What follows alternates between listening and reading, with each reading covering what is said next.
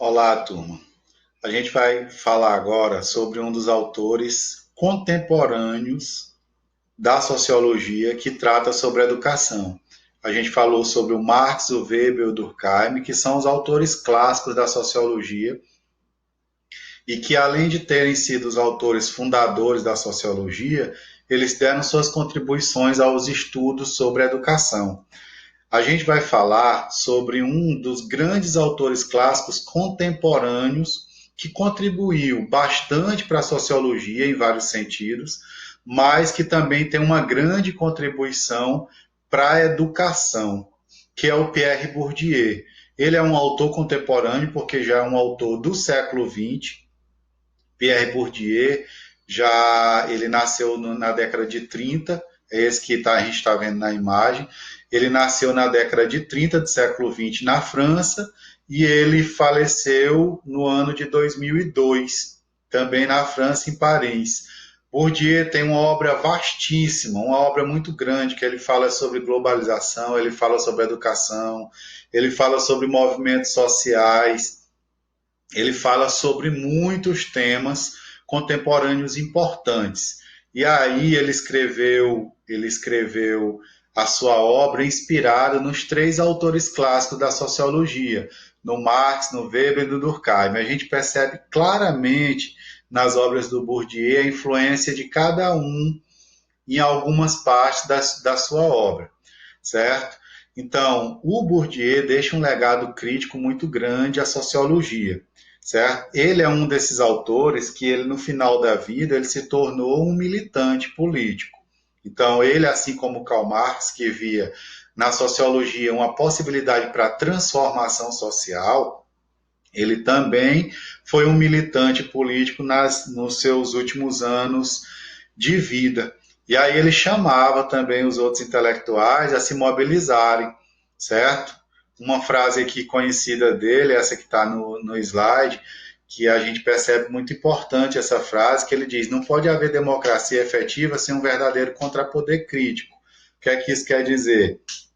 Só tem democracia se tem várias perspectivas, se tem várias concepções críticas sobre o que está acontecendo ali naquele local. Porque se só tem uma visão, alguma coisa está errada, certo?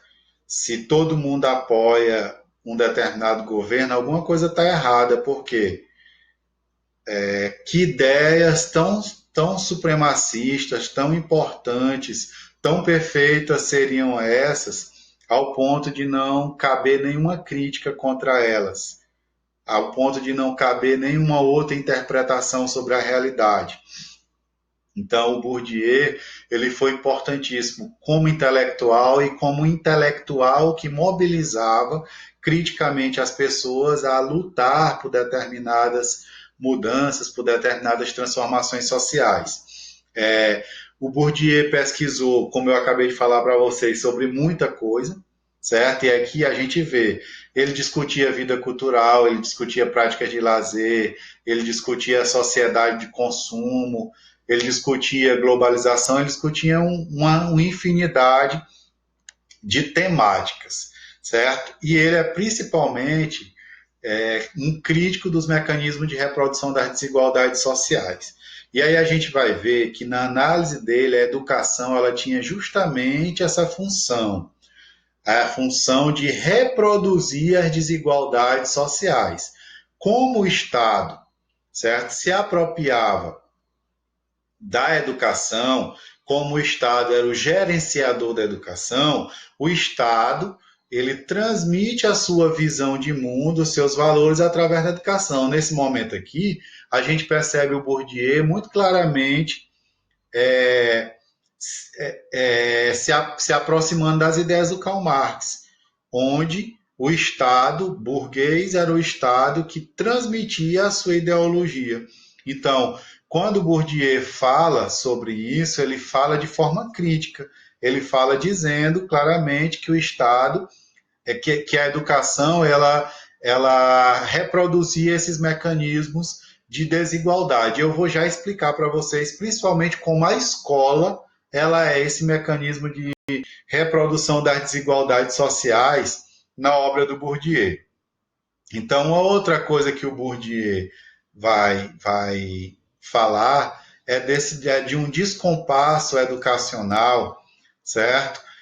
Que privilegiava algumas classes sociais, certo? Que privilegiava algumas classes sociais e desprivilegiava outras. E aqui a gente percebe também as ideias do Karl Marx. Então, o Bourdieu, ele escreveu não sozinho, junto com Passeron, que também era um autor francês, um livro chamado A Reprodução. E também escreveu um livro chamado Os Herdeiros. Nesses livros, o Bourdieu vai fazer análise sobre o processo educacional na França, certo? E aí, no livro A Reprodução, mais basicamente no livro A Reprodução, o Bourdieu vai mostrar como a educação, como a escola serve como instrumento de reprodução das desigualdades sociais. E como é que ele vai mostrar isso? Vai mostrar que, por exemplo, famílias de origem mais humilde recebem um determinado modelo de educação que não permite a mudança social, que não permite a melhoria das condições econômicas. E famílias de origem abastada recebem uma educação que tanto serve à manutenção do seu status social, da sua situação socioeconômica, quanto serve para melhorar de vida. E aqui nesse slide a gente tem até duas imagens que mostram muito bem isso.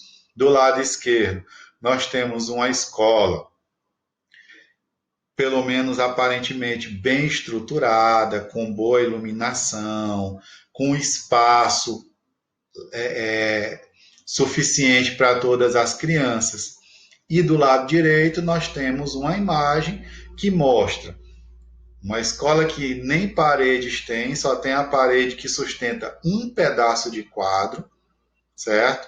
Com um monte de criança acumulada expostas ao sol, certo? Será que todas essas crianças elas têm a mesma capacidade de melhorar sua condição socioeconômica através da escola nessas condições? Será que o sol, o calor não atrapalha a aprendizagem? Será que estar sentado no chão todo dia? Não digo que algumas aulas podem ser diferentes, pode ser ao ar livre, pode ser debaixo da árvore, pode ser algumas aulas, mas todo dia estar nessas condições, será que isso favorece a aprendizagem? Será que isso favorece a melhoria das condições de vida?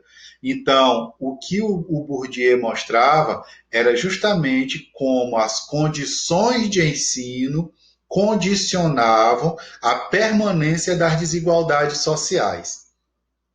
E aí tem uma coisa que é muito particular da vida dele, que vai levar também, não foi só a observação que ele fez, certo? Uma coisa muito particular da vida dele vai levar com que ele compreenda bem essa situação, compreenda bem como funciona esse sistema de desigualdades. Então, o que é que acontece? O Bourdieu é um autor, certo? Intelectual, muito importante no século XX, da sociologia, um dos autores mais importantes do século XX. Mas o Bourdieu não é de origem burguesa, da classe dominante, nesse sentido, certo?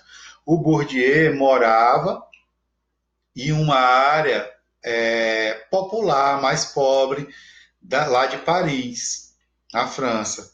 Então, o que é que acontece? O ensino em Paris é um ensino, era naquele momento, eu não sei exatamente como funciona hoje, era naquele momento um ensino que era através dos liceus, que eram grandes escolas, naquele modelo que tem o liceu em São Luís, no centro da cidade.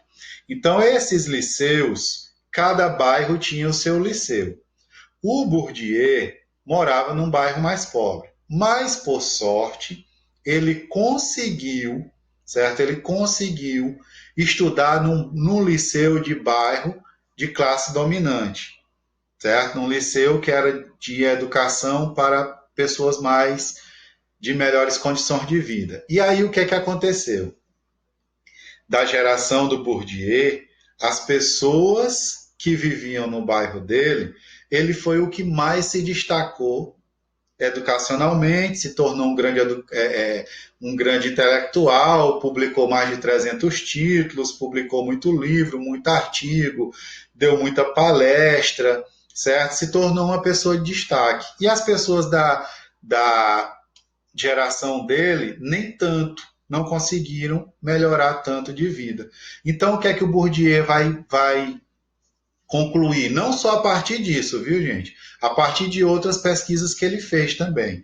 Que as condições da escola que você recebe, muitas vezes vão condicionar, certo? Vão condicionar o seu sucesso ou o seu insucesso educacional.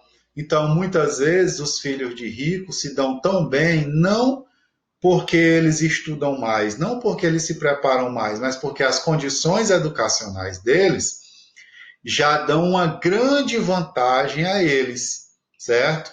Eles estão muito distante da realidade de quem está batalhando numa escola, que às vezes falta professor, que não tem recursos que favoreçam a melhoria da aprendizagem, não tem recursos audiovisuais, as cadeiras são quebradas, o ar-condicionado às vezes funciona, às vezes não funciona quando tem, não tem água no bebedouro, não tem água no banheiro, então tudo isso acaba prejudicando o processo educacional. Então, o que é que ele diz aqui? Ó, o sistema escolar limita o pleno aproveitamento dos indivíduos pertencentes às famílias menos escolarizadas, pois cobraria deles um conhecimento cultural anterior. Por quê? Porque o que é que acontece? As famílias mais escolarizadas, elas têm também outras oportunidades. Não é só a escola que é boa, não é só o acesso a livro. Digamos o seguinte, eu sou de uma família de classe média ou de classe média alta e eu vou ter uma aula de história sobre museus ou sobre a independência do Brasil, a proclamação da República. Como minha família tem condição, todo ano eu viajo, certo? Eu vou para São Paulo, eu vou para o Rio de Janeiro, eu vou para São Luís, eu vou para alguma cidade lá, minha família me leva para um museu, me leva para um passeio histórico, um passeio cultural. E aí o que é que acontece? O aluno que só vai para a escola e lê no livro, ele só vai ter aquele conhecimento do livro.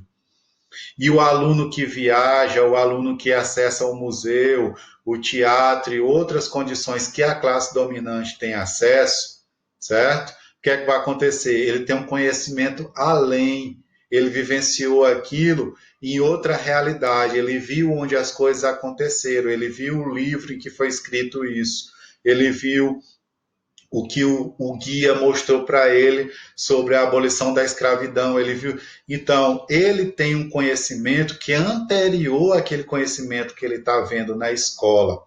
Então, isso acaba limitando a capacidade de aprendizagem das famílias menos abastadas, porque além da escola ela ter problemas, ela ainda, certo?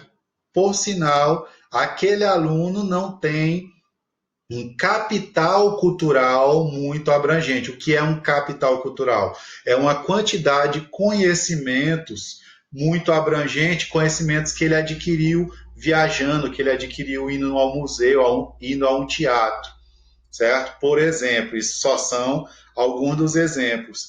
Então, muitas pessoas têm condições de estar viajando, de mandar os filhos ao exterior, de ir ao exterior, de mandar a outras capitais. E essas pessoas fazem passeios que vão levando a que você incorpore conhecimentos que vão ajudar nos conhecimentos que você estudou na escola, que você vá a uma feira de física em um determinado local, a uma amostra de conhecimentos sobre química, certo? Há um laboratório de exposições de experiências de biologia. Então, se você tem esse capital cultural, você vai poder expandir o conhecimento que você recebe na escola. Então, é isso que o Bourdieu mostra, que as classes dominantes, elas têm, além da situação escolar favorável, elas têm outras condições que as levam a aprimorar muito mais o conhecimento, a acumular mais conhecimento, certo? E aí a escola acaba revelando uma coisa que o Bourdieu vai chamar de violência simbólica. O que é a violência simbólica? É você cobrar de alguém, nesse caso que eu estou citando, cobrar de alguém algo que não faz parte do repertório cultural dele, das formas de conhecimento que ele pôde adquirir. Certo? Então, a escola, inclusive, ela faz uma violência simbólica, não é uma violência física, mas uma violência simbólica, por exemplo, de exigir do indivíduo capacidades e habilidades que ela mesma não ofereceu, que a sociedade não ofereceu, que o Estado não ofereceu. Uma das violências simbólicas que pode acontecer, por exemplo, é a questão da meritocracia. É de você querer que um filho de pobre que não recebeu as mesmas condições de ensino de um filho de um rico compita, eu acho que é assim a palavra, eu sempre fico em dúvida, nas mesmas condições, certo? Como é que eu vou botar pessoas que tinham dificuldade de ter professor em sala de aula, de ter um livro, de assistir uma aula diferenciada, de assistir um filme na escola, de ir para um laboratório fazer uma experiência para competir nas mesmas condições de um filho, de uma pessoa que teve tudo isso e acesso a outras coisas mais. Então, o Bourdieu vai mostrar como que a educação ela reproduz uma série de violências simbólicas, certo? Eu vou violentar os alunos das escolas públicas esse ano, eu estou dizendo eu, o Estado, viu, gente? Os alunos das escolas públicas esse ano no Brasil, por quê? Porque em período de pandemia eles não tiveram acesso a tecnologias que os levassem a ter aulas remotas, a ter aulas online. E eu quero que esses mesmos alunos vá competir com os alunos das escolas particulares, das melhores escolas do Brasil, que ofereceram condições para que os alunos não perdessem o ano letivo de conhecimentos adquiridos. E ainda tem um ministro da Educação que diz que o Enem não serve para reduzir, para acabar com injustiças sociais, que o Enem tinha que ser feito em outubro mesmo, naquela data, mesmo sabendo que milhões de brasileiros não tiveram acesso a conhecimentos que vão ser cobrados, enquanto que outros tiveram acesso a esses conhecimentos. Então, isso é uma violência simbólica. Você colocar pessoas para competir em situações totalmente desiguais, situações totalmente opostas, em situações em que não favoreçam uma competição justa. Então, a violência simbólica que o Bourdieu fala é justamente isso. Então, para ele, a escola é uma perpetuação das desigualdades sociais, é um espaço de reprodução. Está em caixa alta, justamente porque é um livro que o Bourdieu escreve, a reprodução. Então, eu escolhi colocar esse termo em caixa alta. Então, para o Bourdieu, a escola é um espaço de reprodução das estruturas sociais de transferências de capitais de uma geração para outra. O que é que isso quer dizer? Que a escola, ao invés de ela revolucionar como queria o Karl Marx, ela reproduz a estrutura social vigente. Então, isso significa que no modelo que a gente tem de escola, pode até ter aquelas pessoas que vão furar o bloqueio, que são pobres, mas vão conseguir ascender socialmente através da educação, certo? Mas o que o Bourdieu mostra é que a estrutura social de desigualdade ela acaba se revelando lá na escola. Onde é que está concentrada a maioria dos negros no Brasil? Nas favelas. Onde é que está concentrada a maioria dos negros nas escolas brasileiras? Nas escolas públicas. Onde é que está concentrada a maioria dos brancos no Brasil? A maioria não. A maioria da elite brasileira é branca. E essa elite está nas melhores escolas do Brasil. No mercado de trabalho, a maioria dos negros está ocupando profissões menos valorizadas na nossa sociedade. Os brancos, em sua grande maioria, compõem as profissões, os espaços das profissões mais valorizadas na nossa sociedade. As nossas universidades públicas, que são consideradas de melhor qualidade, elas abrigam não os alunos que vieram da escola pública, certo? Elas abrigam os alunos que vieram das melhores escolas particulares, da elite brasileira. Então, quem tem condição de pagar pelo ensino privado, vai para a universidade pública, porque lá sabe que lá tem pesquisa, tem ensino, tem extensão e tem outras oportunidades. Quem não tem como pagar um ensino básico de qualidade, acaba, em sua grande maioria, ficando fora do ensino superior no Brasil e muitos tendo que se desdobrar para trabalhar o dia inteiro para poder pagar uma universidade privada à noite. Então, muitas universidades privadas, elas estão cheias de alunos que vieram da escola pública, alunos, muitos deles até alguns bem pobres, certo?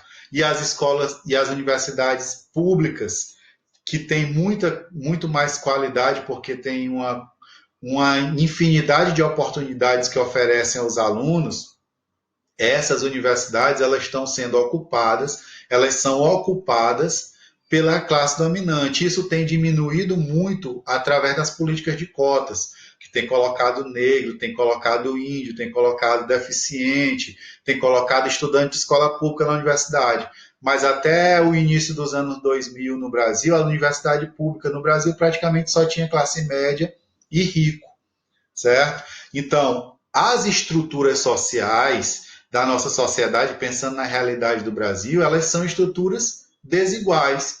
E essas desigualdades, elas acabam sendo reveladas lá na educação, transportadas lá para a educação. Essas mesmas estruturas sociais, elas acabam se reproduzindo na educação. E assim vai se mantendo as desigualdades sociais. O capital cultural, ou seja, o conhecimento que a gente adquire, ele está totalmente relacionado ao nosso desempenho em sala de aula. Mas o nosso desempenho em sala de aula não pode ser um sucesso se a nossa escola não oferece condições, certo? Então, o que a gente adquire em sala de aula não é resultado só do nosso esforço, é resultado de um conjunto de outras relações, como a qualidade da escola, a infraestrutura da escola, a qualidade dos professores. Então, tudo isso vai interferir no capital cultural de um indivíduo. É por isso que pessoas têm conhecimentos mais limitados. Por quê? Porque a própria escola o limitou. E pessoas que vão ter um conhecimento mais destacado, tanto porque a escola lhe ofereceu condições, quanto porque a pessoa pôde adquirir em outros espaços sociais esse capital cultural. Então, a escola, né, nessa perspectiva do Bourdieu, ela perpetua a desigualdade, ela reproduz as desigualdades sociais. Então, mecanismos de perpetuação da desigualdade. O fracasso escolar leva alunos e sua família a investir em menos esforços no ensino, no aprendizado formal. O que é que isso quer dizer? Se eu não tenho muito sucesso na escola, eu acabo, certo? Nem investindo muito na educação. Eu vou procurar logo trabalhar, porque a minha barriga reclama, a minha família precisa ser sustentada, então eu privilegio ir para o mercado de trabalho, mesmo indo para o mercado de trabalho recebendo pouco e condições precárias, mas eu vou ter como sustentar minha família. A educação é um investimento longo. Eu não posso ficar investindo em educação esperando melhorar de vida. Isso que eu estou falando não é como eu acho que deva ser as coisas, gente. É mais ou menos como funciona a lógica de algumas pessoas. Então, o fracasso escolar muitas vezes leva a pessoa a despender menos esforços com relação ao aprendizado formal e levar esse indivíduo a se distanciar cada vez mais da escola. É por isso, muitas vezes, que a equação é quase perfeita. Filho de rico se mantém na classe dominante, filho de pobre se mantém na mesma classe social, certo?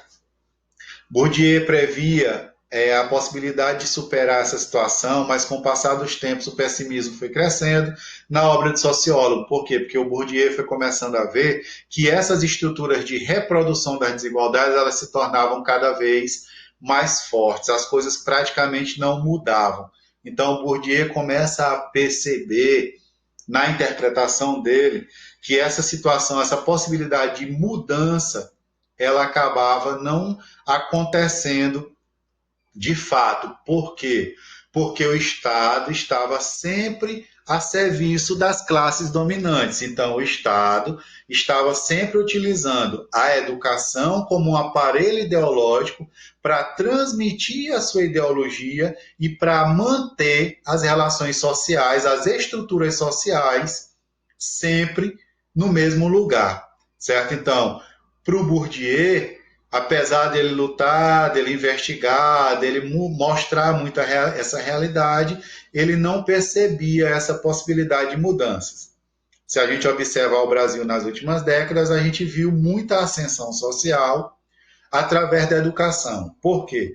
Porque se democratizou a educação básica, se levou muita gente para a educação básica que nunca teve acesso, e nos anos 2000 até os dias atuais, muitas pessoas foram a primeira pessoa da sua família a atingir o ensino superior, por conta de programas educacionais como o ProUni, as cotas, o FIES com a redução de juros, certo? Uma democratização do ensino superior que foi chegando a cidades menores. Então, isso fez com que muita gente acabasse mudando de vida, certo? Mas foi preciso a intervenção do Estado. O Estado proporcionou essa situação. Não estou dizendo que a sociedade também não lutou por isso, lutou e muito. As cotas são resultado de muita luta, o ProUni são resultado dessas lutas. Então, o que é que a gente percebe? Que a estrutura vai mudando. É claro que não se transformou, não é outra realidade, mas para algumas pessoas essa realidade mudou. Por quê? Porque houve uma intervenção do Estado sobre essa realidade junto com a luta das pessoas. É triste ver que algumas pessoas hoje lutam pelo fim dessas coisas, certo? Porque a gente viu que teve efetividade, a gente viu que pessoas conseguiram mudar de vida através dessa educação que mudou, não se transformou, não revolucionou, mas mudou, certo? Deu mais oportunidades. Então, a gente finaliza aqui com a frase assim, uma frase muito inteligente, muito importante do Bourdieu sobre a importância do ensinar, inclusive sobre os prejuízos que o ensinar de forma inadequada pode causar a um indivíduo ou a uma sociedade. Bourdieu diz o seguinte: ensinar não é uma atividade como as outras. Poucas profissões serão causa de risco tão graves como os maus professores fazem correr aos alunos que lhes são confiados. Poucas profissões supõem tantas virtudes, generosidade, dedicação e, acima de tudo, talvez entusiasmo e desinteresse. Somente uma política inspirada pela preocupação de atrair e de promover os melhores, esses homens e mulheres de qualidade que todos os sistemas de educação sempre celebraram, poderá fazer do ofício do educar a juventude o que ele deveria ser, o primeiro de todos os ofícios. Então, ele está dando aqui essa importância vasta ao ensinar e principalmente ao educador de qualidade. Por quê? Porque educar é um ato de muita responsabilidade. Você pode tanto promover a perpetuação de uma estrutura desigual, você pode tanto manter essa sociedade na desigualdade, como você pode levar essa sociedade à transformação. Você pode levar o indivíduo a uma consciência crítica elevada. Você pode levar o indivíduo a uma consciência política real da sociedade em que ele vive. Você pode causar também prejuízos grandes. Um médico, quando mata uma pessoa, ele mata uma pessoa e fere uma família. Um professor que educa mal, ele fere uma sociedade, ele prejudica uma sociedade. Ele passa 20, 30 anos prejudicando a sociedade. Por ano, quantas pessoas mal formadas não podem sair de uma escola ou de uma universidade por um professor? Quantas pessoas vão prejudicar outras pessoas através da educação de péssima qualidade que ele recebeu? Por isso que o Bourdieu está dizendo aí, ensinar é uma atividade não é uma atividade como as outras. Poucas profissões seriam a causa de riscos tão graves como os que os maus professores podem fazer aos alunos. Então, ensinar é, sobretudo, um ato político. Ensinar é um ato de responsabilidade. Ensinar é um ato de compromisso com a sociedade.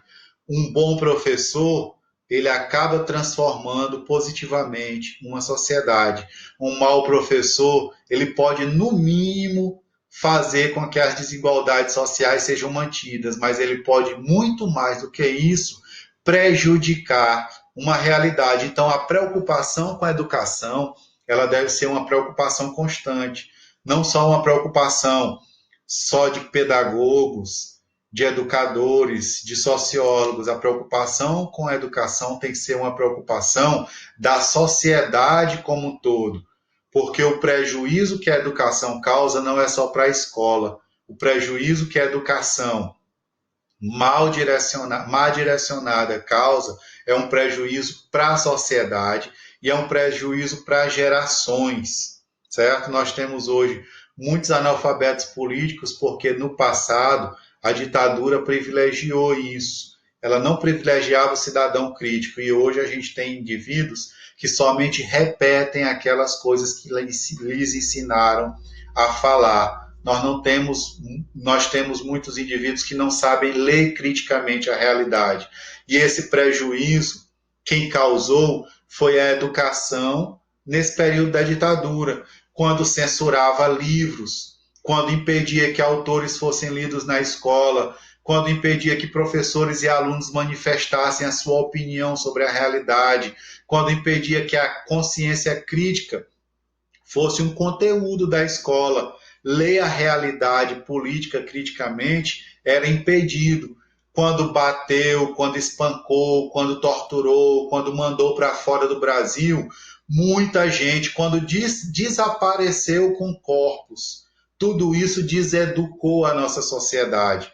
Tudo isso fez com que a nossa sociedade acabasse se tornando uma grande massa, certo? Não estou generalizando, viu, gente? Estou dizendo de quem foi, quem incorporou essa visão do Estado, de quem foi prejudicado por esse modelo de escola.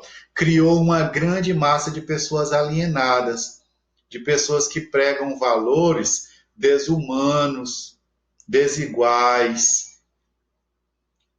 valores que não privilegiam o crescimento coletivo da sociedade.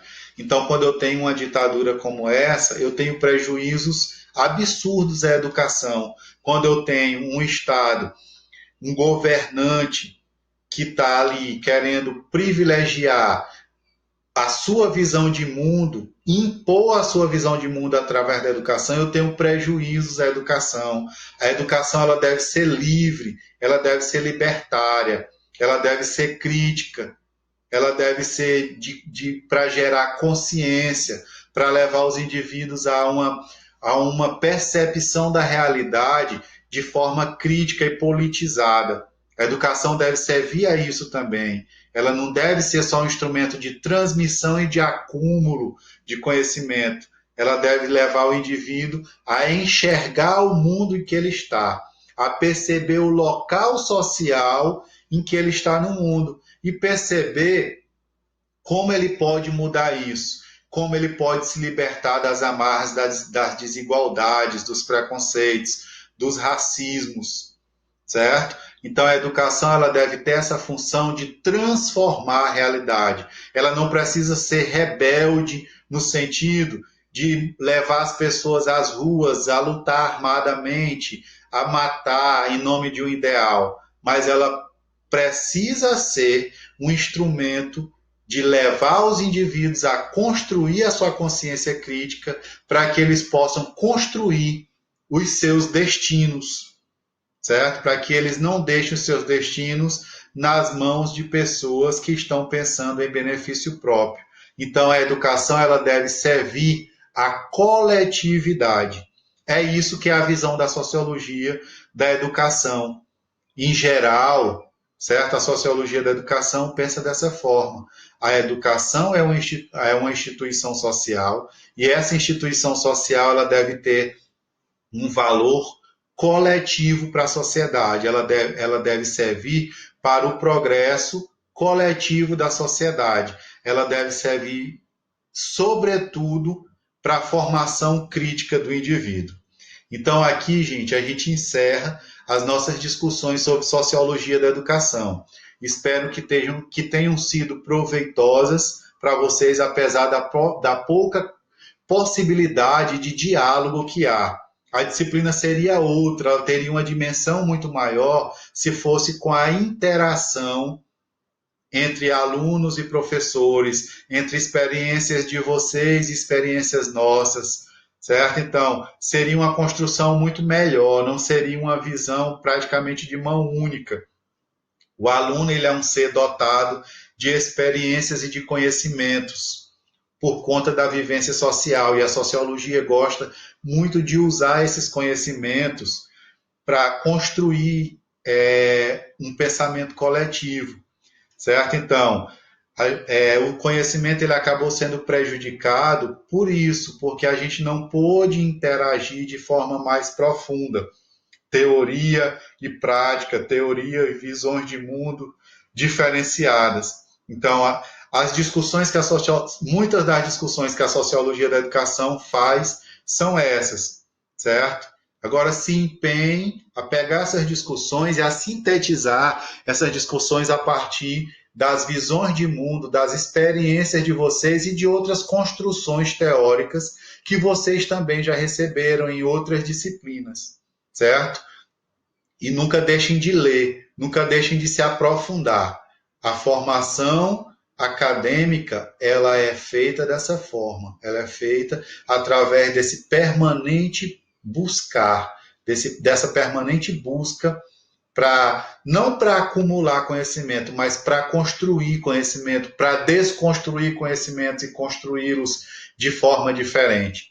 Então, nunca deixem de ler, nunca deixem de pesquisar, nunca deixem de buscar conhecer mais e, uma coisa que eu falei na nossa primeira aula, construir conhecimento, certo? Vocês são instrumentos para a construção do conhecimento. Todo livro que a gente lê, todo artigo que a gente lê é por alguém que construiu algo, alguém que passou pelos bancos das universidades e que, passando por esses bancos dessas universidades, se constituiu enquanto intelectual, enquanto profissional e construiu conhecimento novo para a sociedade. Então, busquem ser esse ideal de intelectual que estuda, que pensa, que reflete, mas que também que constrói algo novo, que oferece algo novo para a sociedade. Então, gente, foi um prazer e até logo.